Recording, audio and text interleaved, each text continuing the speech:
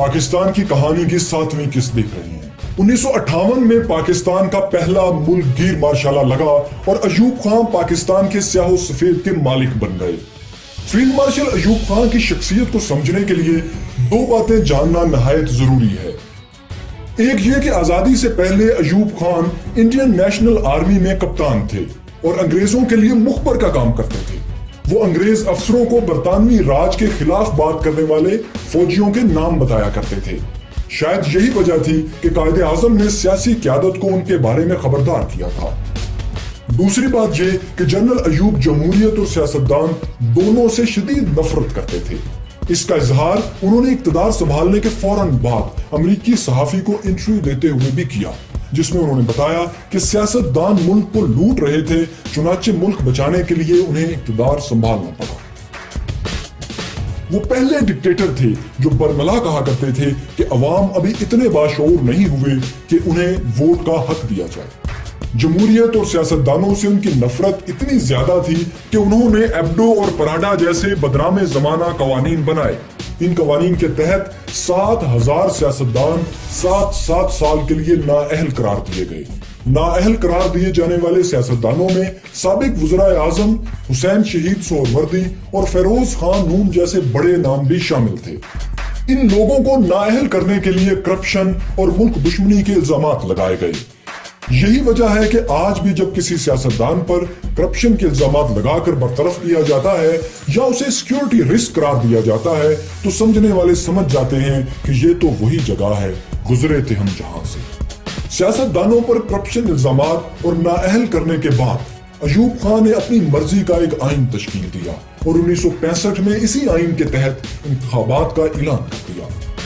خود پسندی اور اقتدار کی ہوس دیکھیے کہ جنرل ایوب جو پاکستان مسلم لیگ کے صدر بھی تھے خود صدارتی امیدوار کے طور پر میدان میں آ گئے۔ ان کے مقابلے کے لیے ابھی میدان میں کوئی سیاستدان نہیں بچا تھا، کیونکہ تمام بڑے سیاستدانوں کو مختلف الزامات کے تحت نااہل کیا جا چکا تھا۔ اس وقت اپوزیشن بری طرح تقسیم تھی۔ ایوب خان کا خیال تھا کہ وہ بہت مقبول ہیں اور بآسانی جیت جائیں گے۔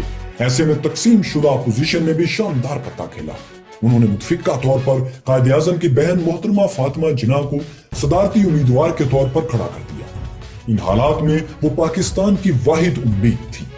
جنرل ایوب خان محترمہ فاطمہ جناح سے خوف زدہ تھے۔ مشرقی پاکستان اور مغربی پاکستان دونوں میں فاطمہ جناح کو پذیرائی ملنا یقینی بات تھی، لیکن ایوب خان نے صحت مند مقابلے کے بجائے محترمہ فاطمہ جناح کے خلاف کردار کشی کی گھٹیا مہم شروع کر دی۔ بانی پاکستان کی بہن کو بھارتی ایجنٹ اور غدار کہا گیا۔ 1965 کے یہ متنازع ترین انتخابات ہوئے اور کھلی دھاندلی کے نتیجے میں ایوب خان جیت گئے۔ اتنی بڑی ناانصافی نے ایوب خان کو عوام کی نظروں سے گرا دیا۔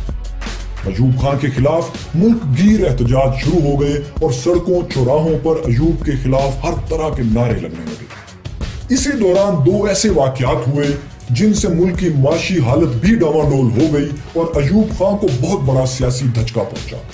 ایک واقعہ تو 1965 کی جنگ ستمبر کا تھا، جس میں پاکستان نے بھارتی حملے کا بھرپور اور کامیاب دفاع کیا، لیکن اس کا نقصان یہ ہوا کہ امریکہ پاکستان سے ناراض ہو گیا۔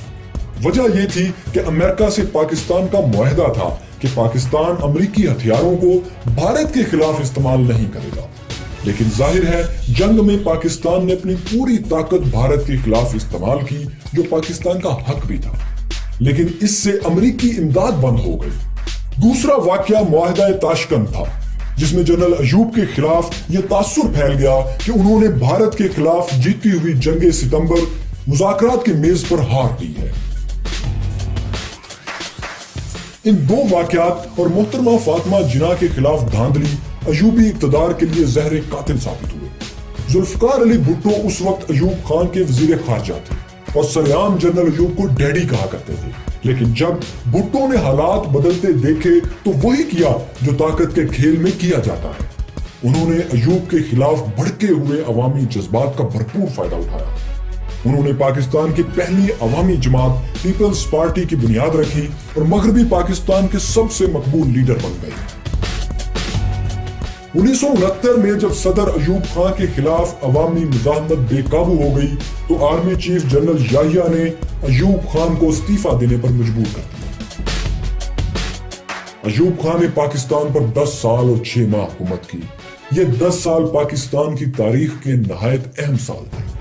ان برسوں میں ابتدائی طور پر پاکستان کھل کر امریکی کیمپ میں شامل ہوا، جس کے چند مثبت نتائج بھی نکلے۔ امریکی مدد سے پاکستان نے پہلی بار منگلا اور تربیلا جیسے بڑے ڈیمز کا آغاز کیا، صنعتوں اور زراعت کو فروغ دیا، پاک فوج مضبوط ہوئی، پاکستان پہلی بار گندم کی پیداوار میں خود کفیل ہوا، بینکنگ سیکٹر پروان چڑھا اور چین سے تعلقات بہتر بنائے گئے۔ لیکن ایوب کے دور کی سب سے بڑی ناکامی یہ تھی کہ ان کے دور میں مشرقی اور مغربی پاکستان میں دوریاں اتنی بڑھ گئیں کہ محض 3 سال بعد ملک 2 ٹکڑے ہو گئے۔